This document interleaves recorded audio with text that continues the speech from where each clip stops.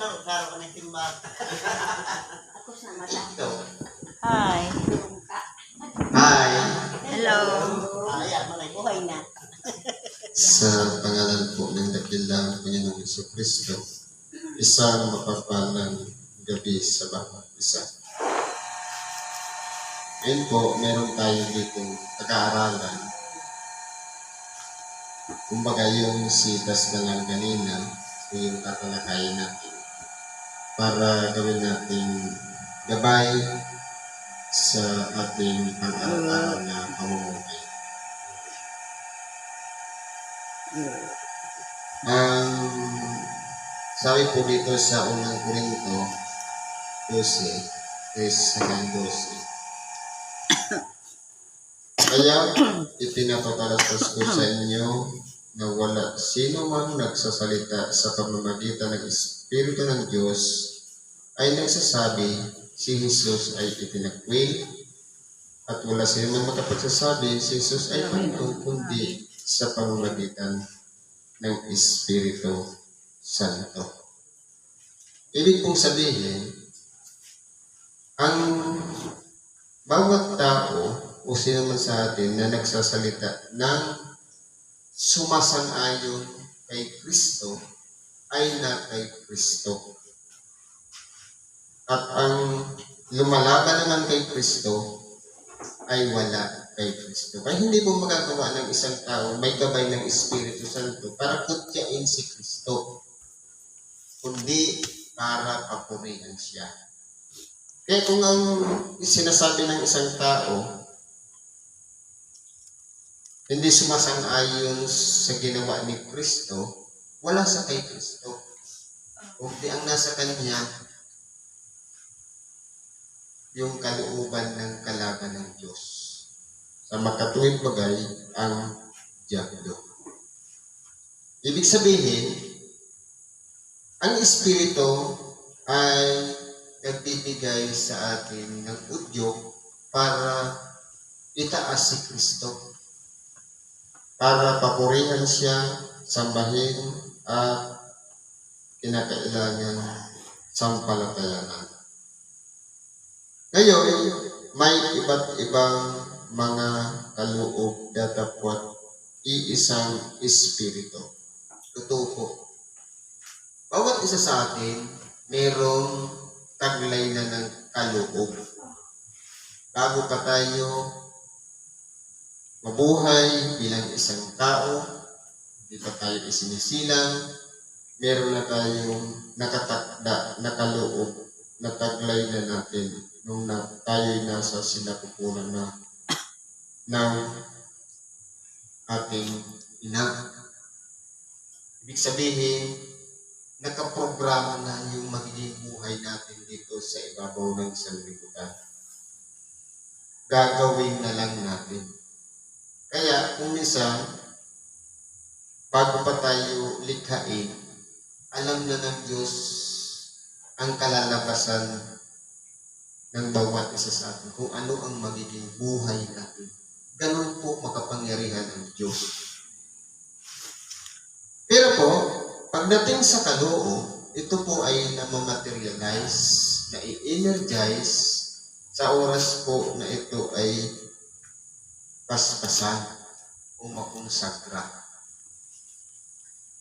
Sabi nga, huwag nyo pabayaan ang kaloob na nasa iyo. Sa pagkakakonstruct ng sentence, meron na tayong taglay na kaloob na nasa atin na dapat isabuhay natin, isagawa natin, at huwag natin pabayaan. Responsibilidad po kasi yan. Halimbawa, nasa loob ka lang ng sinapupunan ng ina, itinalaga na tayo para bigyan ng chance maging isang tagapagpahayag ng salita ng Diyos. Nakaprograma na po yun. Na pagdating sa tamang edad o panahon, isasagawa na lang. Katulad po nangyari sa ating dakilang Panginoon. Bago pa siya pumasok sa sanlibutan, nakaprograma na yung gagawin niya. Lalo na siguro tayo, isang tao na inanyuan din dito sa ibabaw ng sanlibutan para mabuhay. Kaya lahat ng bagay nakaprograma. Mula sa pagkakalikha ng lahat ng hindi nakikita, pati mga nakikita, pati paglikha ng tao, nakaprograma ko lahat yan. Kasi imagine, kung ang isang taong nilikha ng Diyos ay hindi pinag-aralan o pinagplanuhan ng Diyos, aabot ba ng yung edad ni Matusalem ng 900 years? Tayo kaya aabot ba ng 100 years? Na umaasa lang sa hangin na ating hininga. At ganun din, umaasa lang tayo sa ikinabuhay dito sa ibabaw ng sanlibutan. Kaya yun po, isa yan sa mga kaloob na ipinagkalooban ng Diyos sa atin. May iba't ibang mga pangangasiwa datapwat iisang Panginoon. Totoo po. Ang pagkakapatiran, bagamat iba't iba ang nagmamanage. Iba't iba ang mga taong itinakda para manguna. Halimbawa, yung grupong ito, grupo naman ng nasa Mayon, o grupo naman sa palagay natin yung nasa Tabaco. Iisang Panginoon ang may gawa, pero iba-ibang management. Ibig sabihin, nagpapansyon siya, ang Panginoon pa rin ang nangunguna sa bawat isa. At may ibang paggawa, datapat isang Diyos na gumagawa sa lahat ng mga bagay sa lahat. Totoo po. Meron tayong mga gawain. Bawat isa sa atin ayon sa itinakda ng Diyos. Merong tagapakinig, merong tumutulong sa may karamdaman, merong tagapagpahayag, merong tagapagpaliwanag ng ibang wika, merong sinuko para maging apostol, propeta, at iba pa man na bagay. Lahat ng yan, iba-ibang gawain, pero isang espiritu po ang nagbuudyok sa bawat isa. Sa makatuloy bagay, galing sa isang Diyos na siyang nagbigay ng lahat ng bagay. Sabi nito, datapwat ang bawat isa ay ibinibigay ang paghahayag ng espiritu upang pakinabangan naman. Ibig sabihin, bawat isa sa atin, mayroong kahayagan na nangyayari sa ating buhay. Kanya-kanya tayong karanasan. Kanya-kanya tayong pandama. Kanya-kanya tayong pinagdadaanan. Hindi pare-parehas ang pagkakasubok sa atin. Hindi rin pare-parehas ang daan kung paano tayo tinawag. Merong tinawag mula sa karamdaman. Merong tinawag dahil nakarinig lang ng salita ng Diyos. Minsan nga niya, assistant lang o yung kasakasama lang ng may karamdaman. Pero nabuksan po ang kaisipan. Nahahayag po sa pamamagitan ng Espiritu Santo sa buhay natin kung magiging ano tayo. Ito kasi natin, kung ano, dati, kasama lang naman ako ng tiyahin ko, ng kapatid ko, na may karamdaman, dumako sa templo, pagkatapos nabuksan na ang kaisipan. At ngayon, isa na ring lingkod na sumusunod sa kalooban ng Diyos. Ngayon po, yung pagtawag sa atin, hindi po dahil sa sarili nating kalooban, kundi nakikita ng Diyos na may halaga tayo sa Kanya at kinakailangan yung lakas na taglay natin, yung taglay natin karunungan at kaalaman. Huwag nang tayo magkamalay, ito po ay gagamitin ng Diyos para pakinabangan naman ng ating kapwa. Halimbawa, may kakayahan tayong mag-manage. Ibibigay sa atin yung tungkulin na sumasang-ayon sa management. Kung halimbawa, may kaloob tayo sa paghihirap, ang ibibigay naman sa atin, yung kaloob para tumulong sa may mga karamdaman. Halimbawa, magaling tayong buka, yung construction ng ating sentence o pagkakasunod-sunod ng salita, maayos pakinggan, kumbaga sa isang nagluluto, yung ihahain mo, timplado na. Maayos yung pagkakaluto, masarap, malasa. Nagagano mo yung timpla, kung ano yung dami ng asin, paminta, sibuyas, bawang. Ganun po yung pamamaraan.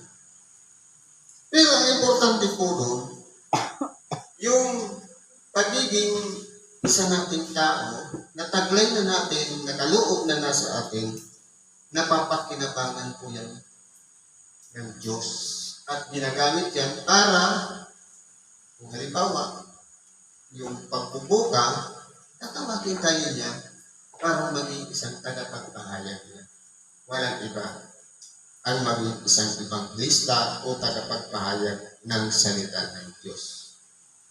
Sabi dito, sapagkat sa isa, sa pamamagitan ng Espiritu ay ibinibigay ang salita ng karunungan. Totoo po. Mula sa isang Espiritu, ibinibigay ang karunungan. Ano po karunungan? Dalawa po kasi ang karunungan. Karunungan pansanlibutan at karunungan mula sa Diyos. Karunungan pansanlibutan, yung ginawa ni Kristo na pagsakripisyo o pag-alay ng kanyang buhay. Ang tawag sa karunungan ng sanlibutan, kamangmangan. Kasi, isa ka ng makapangyarihan, anak ng Diyos, pumunta ka lang dito sa ibabaw ng lupa para patayin, kamangmangan po. Pero, magiging karunungan siya dahil katuparan po yun ng pangako ng Diyos. Na ang tao nilalang sa isang maayos na pagpaplano, ginawang maging mabuti. Pero dahil nga sa merong kalaban na udyukan, natukso dahil lamang sa paglabag at hindi pagsunod sa kalooban ng Diyos, nagbunga po yun ng pagkakasala. At napahiwalay ang tao sa Diyos. At ngayon, sa karunungan ng Diyos, sinugo niya si Kristo para muling i-reconstruct, ibalik ang tao sa Diyos. Ilapit muli. Inalay ang buhay ng ating dakilang Panginoon na bilang sakripisyo. Sacrificial lamb. Na dati, sa pamamagitan ng mga utos at palatuntunan, ang tao kapag nagkakasala, gumagamit siya ng hayop na pang-alay, pinakikinabangan po yung dugo bilang hain para makabalik muli sa Diyos. Pero minsan lang pumasok sa dakong kabanal-banalan si Kristo. Sa makatuwid bagay, ang kanyang sariling dugo ang naging pangbuwis, ang naging alay upang ang bawat isa sa atin ay mapatawad ng ating mga kasalanan. Kaya paingatan natin ang ating buhay na hindi tayo nagkasala. Magiging walang saysay po siya.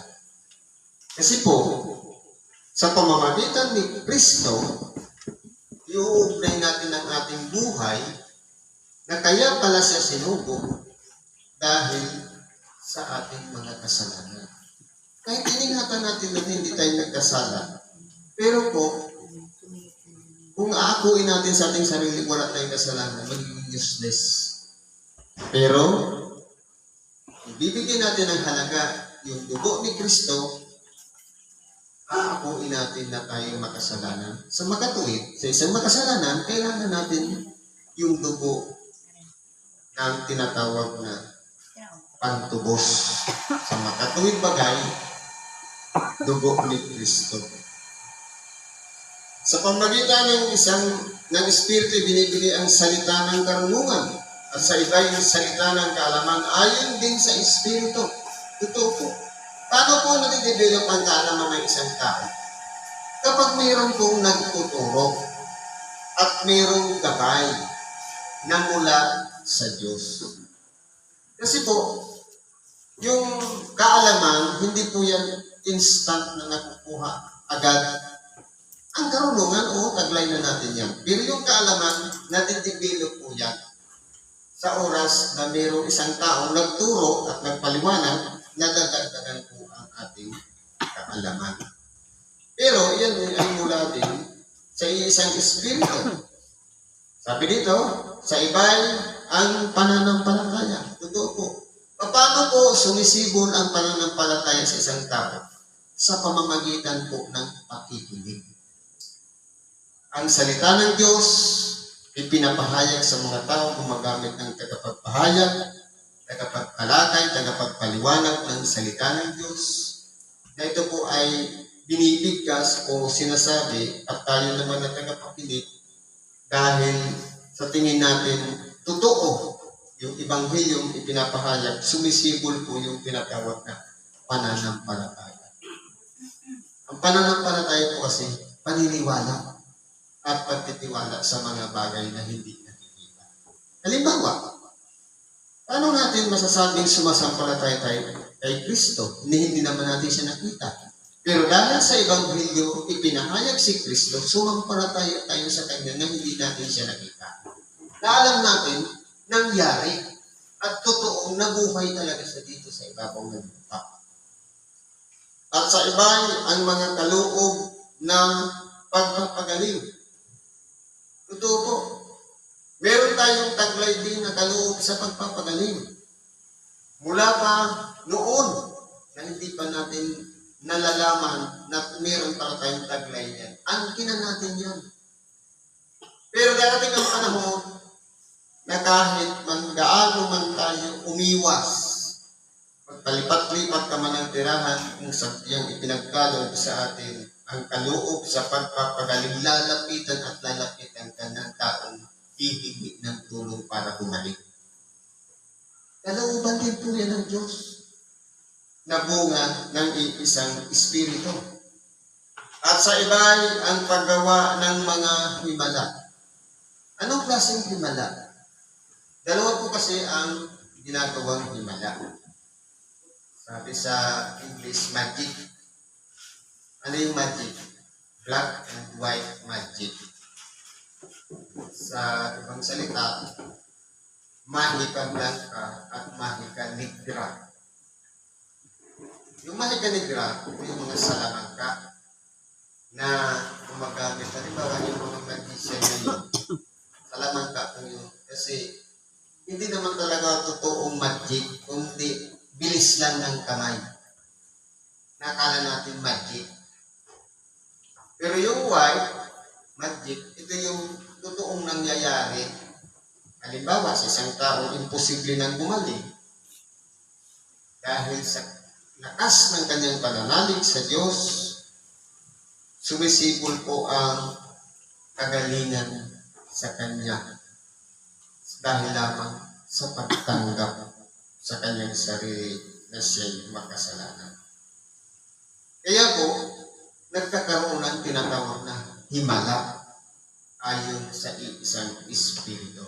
Sa magatuwid, yung taong nangangailangan ng tulong na umaasa sa espiritu at yung tumutulong naman o tinawag para magpagaling ng may karamdaman, nagkakaroon to sila ng pagkakaisa. Nagkakasundo sila sa isang layunin na walang iba. Kahabagan ng Diyos ang isang taong may karamdaman para bumalik. Kaya napakaganda po. Ang intention kasi ng isang taong may karamdaman, pasyente, kapag lumalapit, walang iba ang gumaling siya sa karamdaman. Kung ang ganun din ang intensyon ng isang taong pinagkalooban para magpagaling, pag sila'y nagkasundo at pinakinggan ng Diyos ang sabay nilang panalangin, ipagkakaloob po ang kagalingan ng kanilang karamdaman. Ang problema lang po, mali po yung naituro sa atin. Kasi bata pa tayo, tinuruan tayo, unik dadat. Saan pupunta ang estudyante? Ulit, talag, nirarambol-rambol pa yun eh. Iskwilahan. Pasyente, saan papunta? Kung ano ba pasyente nasa taas? Hindi ba ginaganon-ganon natin yan? Ulit na da. May kondisyon eh. Saan pupunta ang pasyente? Sa doktor. Pero kung babasahin natin ang banal na kasulatan, ang isang taong may karamdaman, nasa influensya po siya ng masamang espiritu. Espiritu ng karamdaman na yun ang nagpapahirap sa tao. Na kaya nga sinubo ng ating dakilang Panginoon ng kanyang mga alaga upang sakupin ang mga demonyo para palayasin, para umalis sa isang taong may karamdaman. Ibig sabihin, kapag ang isang tao ay mayroong pagkakasala sa kanyang sarili, mayroong tinatawag na paglabag, mayroong pong punishment sa kanya. Ito yung karamdaman inilalagay. Espiritu ng karamdaman inilalagay sa isang tao para disiplinahin, para turuan ng leksyon. Kinakailangan na natin ng pagsurrender at pagsuko sa Diyos upang sa ganon lumabas yung espiritu niyan at lumayas upang sa ganon makabalik sa dating kalagayan para bumalik. At sa iba'y kulang, at sa iba'y ang pagkilala sa mga espiritu, at sa iba'y iba't ibang wika, at sa iba'y mga ang pagpapaliwanag ng mga wika. Dito po medyo malalim na. Pag sinabing pagkilala sa espiritu, wala po tayong karapatang atulan ng espiritu. Kundi, bawat isa sa atin, nararamdaman natin ang presensya ng espiritu. Pero paano natin tatanggapin? Ito ba ay mula sa Diyos o espiritu mula sa sanlibutan? Kung espiritu ng kabagabagan, marahil, gabi-gabi tayong mababagabag. Espiritu ng karamdaman, parang nating wini-welcome sa ating sarili na okay lang tayo may karamdaman. Kasi po, halimbawa, gaya kanina, bumiyahe tayo, inulanan, pero hindi pumasok sa ating isip na tayo sisipunin o ubuhin. Wala pong mangyayaring karamdaman. Pero kung halimbawa, inisip natin na ulanan tayo, para kung sipunin, ibigay talaga sa atin ang karamdaman na magkakaroon tayo ng sipun. Dahil para natin yung hiningi, dahil pumasok sa ating isip at nasambit pa natin. Ano pang sabi dito? Sa ibang at ibang wika. Ano po yung mga iba't ibang wika? Pagdating po kasi sa iba't ibang wika, ang personal po siya. Halimbawa, meron akong kaloob ng iba't ibang wika, hindi ko pwedeng i-voice out sa palatindigan. Kundi, kung hindi naman nauunawaan ng tagapakinig, sabi niya, magiging barbaro ako sa paningin ng tao. Dahil walang koneksyon, at sambitin ko pa yung mga Latin words na yan, kung hindi naman naiintindihan ng tagapakinig, magiging useless po siya. Ginagamit lang po siya na itinuturo sa mga selected na tao, piling tao, na marunong gumamit doon. At yun ay papuri sa Diyos. Para tayo nakikipag-usap sa Diyos sa pamamagitan ng ganong mga iba't ibang wika. Kaya hindi po siya applicable sa lahat. Tatapat ang lahat ng ito ay ginagawa ng iisa at gayon ding espiritu. Ang problema lang, meron kong hindi tunay na nagaan yung katulad din ng isang espiritu. Ibig sabihin, may false. Kung sa preacher nga, mayroong tunay na propeta at mayroong false prophet. Kung dito nga sa buhay ni Kristo, mayroong Kristo, mayroong Antikristo. Ibig sabihin, may kumukopya. Ginagaya rin yung original. Kaya po, kung mapag-aaralan po natin, dapat, kung tayo po ay ginagabayan ng isang espiritu, magiging maayos po yung koneksyon ng bawat isa sa atin. Kasi halimbawa, yung tagapangaral ng salita ng Diyos nakatayo dito sa unahan, nagpapahayag ayon sa isang espiritu, at lahat naman tayo umaasa na makakaunawa ayon sa isang espiritu, ibig sabihin, magkakaroon tayo ng koneksyon sa pinagsasabi ng mga nakatayo sa pulpito. Dahil sila po ay pinangangasiwaan ng isang espiritu. Katapat ang lahat ng ito ay ginagawa ng isa at gayon ding espiritu na binabahagi sa bawat isa ayon sa kanyang ibig. Kaya depende po yan sa unawa ng bawat isa. Halimbawa, hindi maabot ng ating pag-iisip yung sinasabi ng nagpapahayag o nagpapaliwanag. Walang koneksyon kasi hanggang doon lang yung level ng kanyang pagkaalam. Kahit magsaliksik pa yan, pero kapag yan po ay nagsisikap ng gusto at gusto talagang matuto, nag-i-improve po siya. At habang nag-i-improve, lumalalim din ang kaalaman. At mas lalong nadadagdagan ang kanyang kaalaman. Na dati noon, hanggang pabulol-bulol lang magsalita, pero katagalan, naging magaling ng magsalita. Dahil po yan sa pagsisikap at pag-i-improve din ng Espiritu ibinibigay sa bawat isa sa atin. Yan po ay ibinabahagi ng Diyos ayon sa kanyang ibigin na dapat niyang ipagkaloob sa bawat tao. Sapagkat kung paano ang katawan ay iisa at mayroong maraming mga sangkap at ang lahat ng mga sangkap ng katawan, bagamat marami, ay isang katawan. Gayon din naman si Kristo. Totoo po, sino yung katawan? Hindi yung tayo na isa lang yung katawan natin, kundi yung katawan ni Kristo. Si Kristo yung pinakaulo, tayo sangkap ng katawan. Halimbawa, yung nagsasalita, bahagi siya ng bibig. At yung tagapakinig, bahagi siya ng kaina. At kung tayo naman magaling maglakad ng mga papeles, kung halimbawa, misyonero tayo, kung saan tayo nakakaroon, isa tayong paa. Kung tayo po ay tumutulong sa may karamdaman, nagiging bahagi tayo ng kamay. Ibig sabihin niyan, hindi iisang parte lang, kundi kumpos po siya ng maraming sangkap, pero iisang ulo sa makatuwid bagay si Kristo na yun ang nagmamanage upang sabay-sabay na gumawa ang bawat sangkap ng katawan dahil po sa udyok na nagmumula sa utak o sa pinakaulo sa makatuwid bagay si Kristo. Sa kanya po kasi galing lahat. At tayo naman ay naturuan lang at natuto din dahil sa mga kaloob na taglay na natin. Kaya hindi po tayo makakatakas dyan.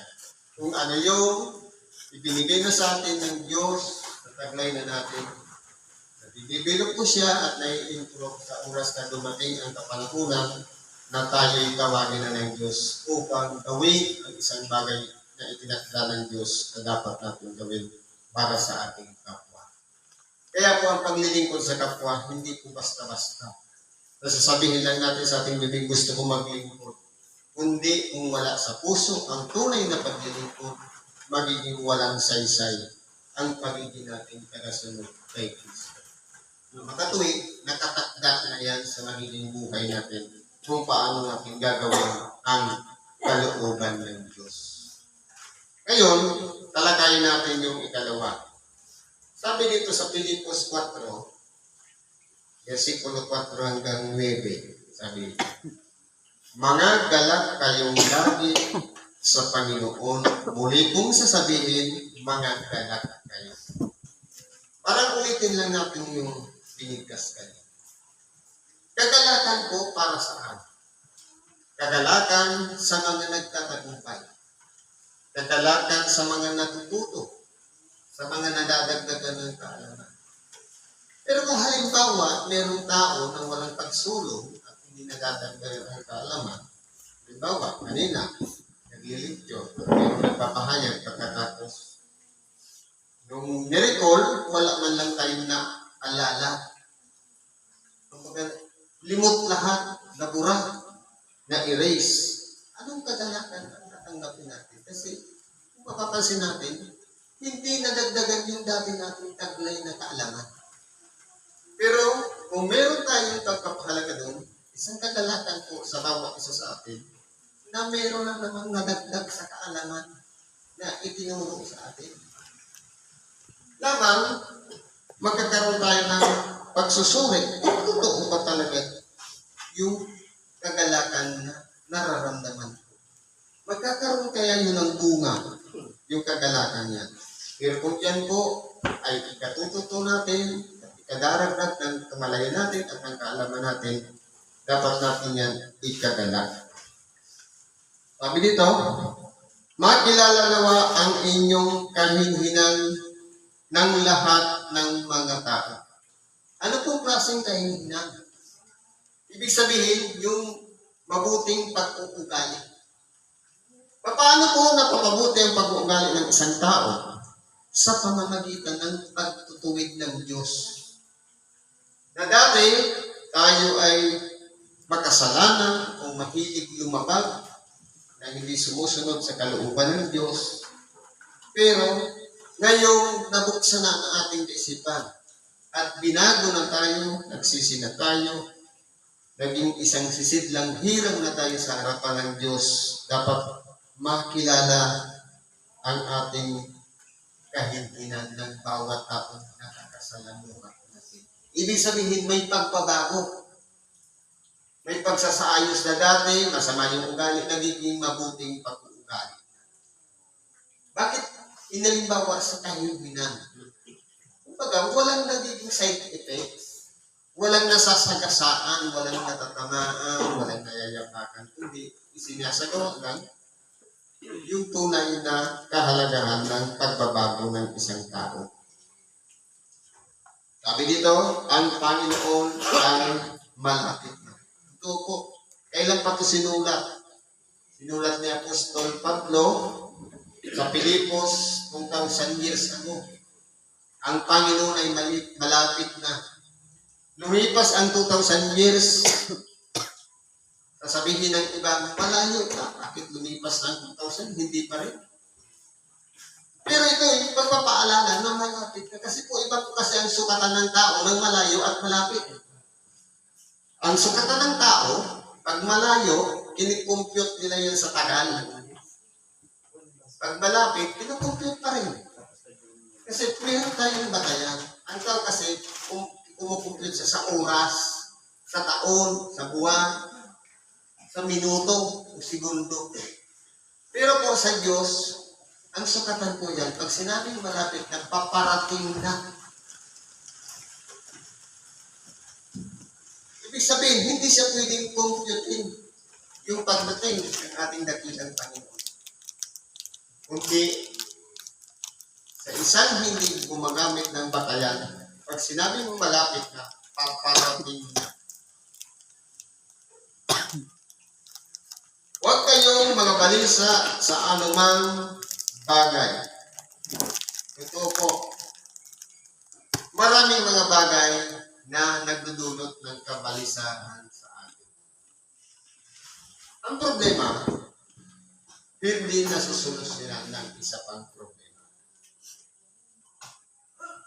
Kasi po, kung halimbawa, mayroon tayong dinanas. Naranasan natin mamatayan, naranasan natin hati, nagkaroon ng karamdaman. Dapat huwag natin ipupokus yung atensyon natin doon sa mga sitwasyon na yun. Kasi po, kung halimbawa, namatayan na tayo, nakalagay lang doon sa isang sitwasyon na tayo nagdadalang hati, binabalisa po natin ang ating sarili.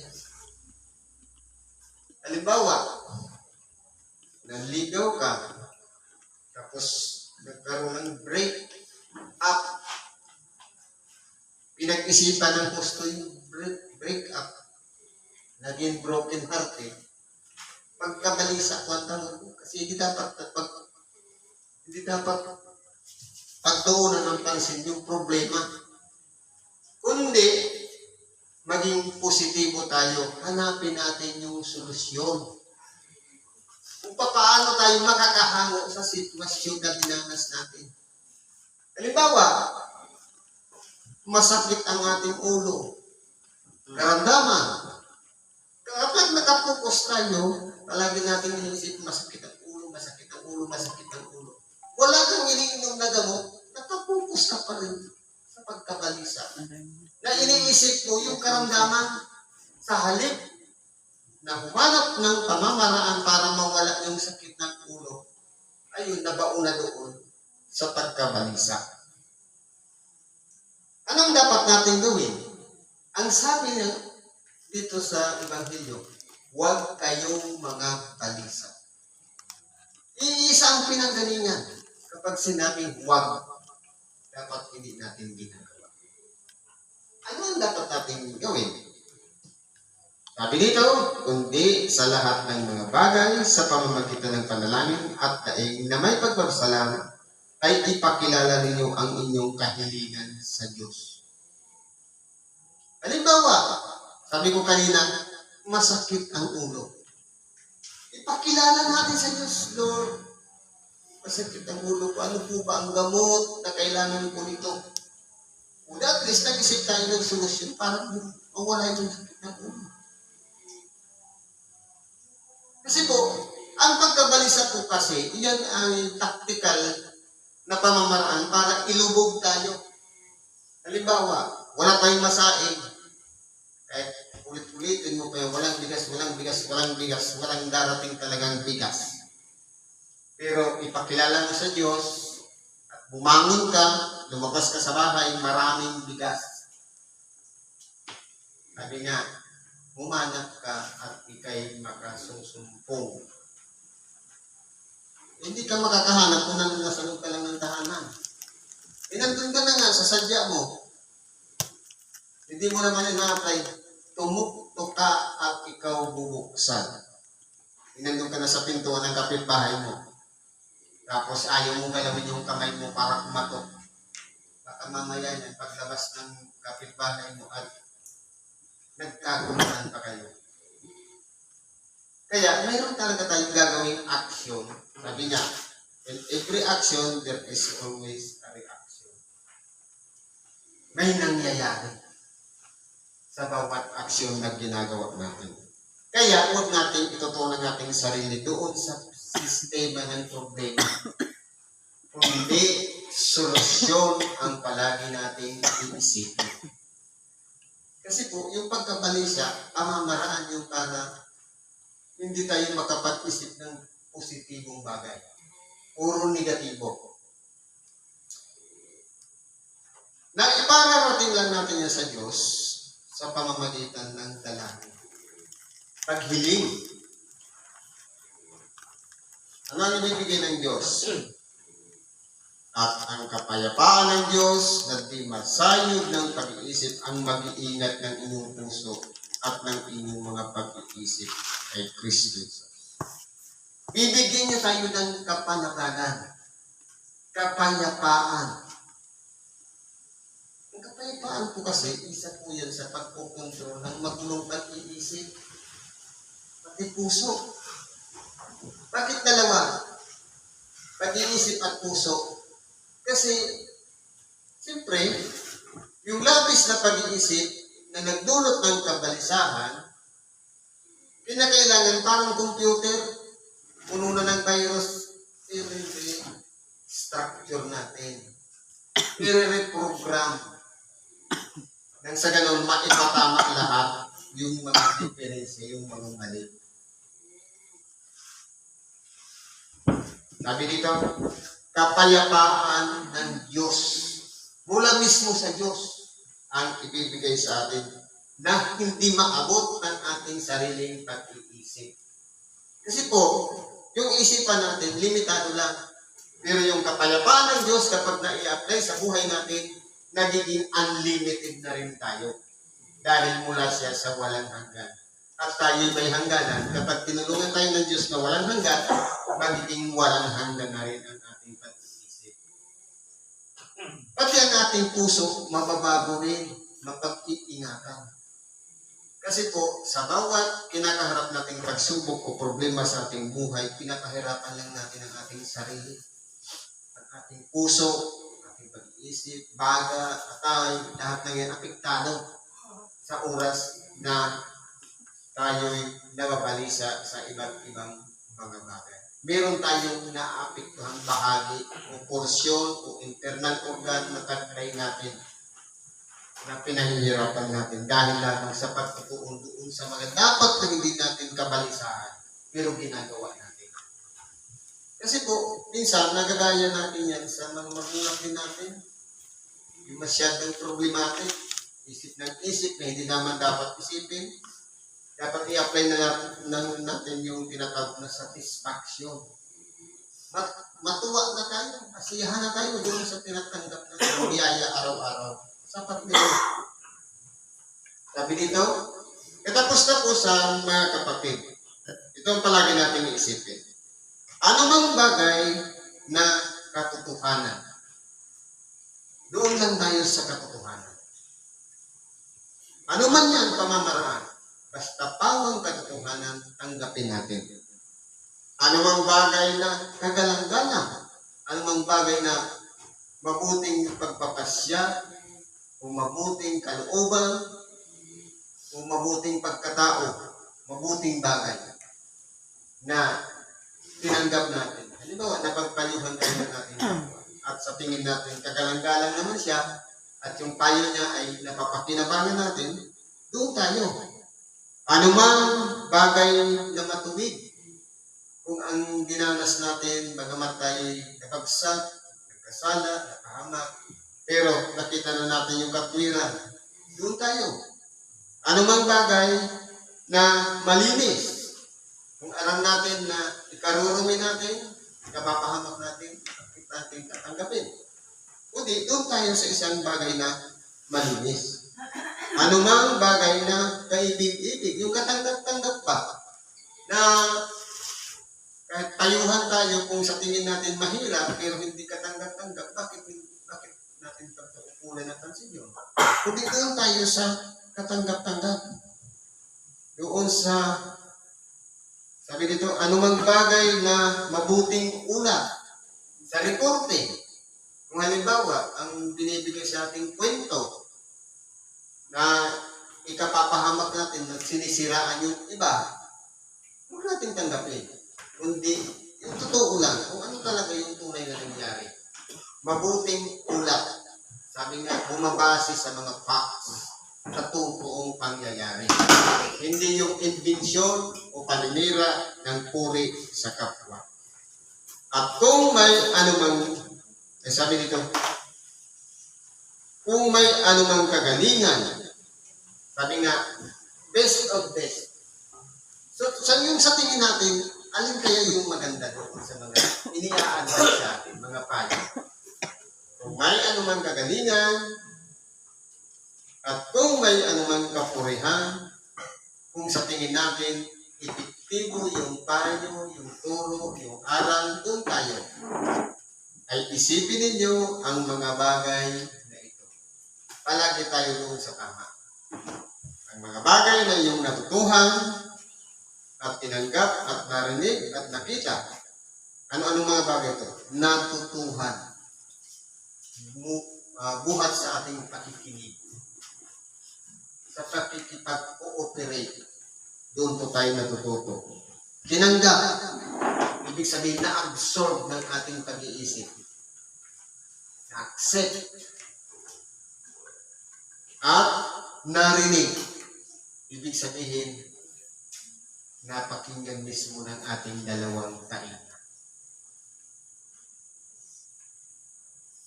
At nakita, nasaksihan pa ng mata, na kung yun ay pawang lahat ng kabutihan, ang mga bagay nito ang gawin ninyo at ang Diyos ng kapayapaan ay sasa inyo. Ibig po palang sabihin, para dumating sa atin ang kapayapaan ng Diyos sa bawat isa sa atin, kinakailangan proven. Sabi nga, tunay na kaya nating tanggapin. Nakikita natin, nadadama natin, at natutuhan pa natin. Kaya, kung minsan, meron tayong mga hiling-hiling sa Diyos, bakit hindi ibinibigay? Pero meron pong pamamaraan ng Diyos. Iba sa pamamaraan ng tao. Magtiwala lang tayo sa prosesong ginagawa ng Diyos. Halimbawa, meron tayong mahal sa buhay, gusto natin maging matuwid siya. Gusto na natin magbago yung ugali niya. Pero hindi pa ibinibigay. May proseso ang Diyos. Hindi pa dumarating yung oras sapagkat Diyos po ang may hawak ng lahat ng bagay. Kaya trust the process. Pagkatiwala lang natin sa Diyos ang ating mga kahilingan. Bahala na siya kung paano niya gagawin para sagutin ang ating mga dalangin sa Kanya. Siguro po, ganito na lang. Ibalik natin sa oras na ito. Salamat sa Diyos at ano man ang ating kahilingan, karaigan, pagkatiwala natin yan sa Diyos. Sa ngalan ni Kristo, salamat at mapagpalang gabi sa bawat isa. Mapalad ngayong araw na ito sa ating pagsamba-sama na Diyos amang mawain kaligayahang walang mali, walang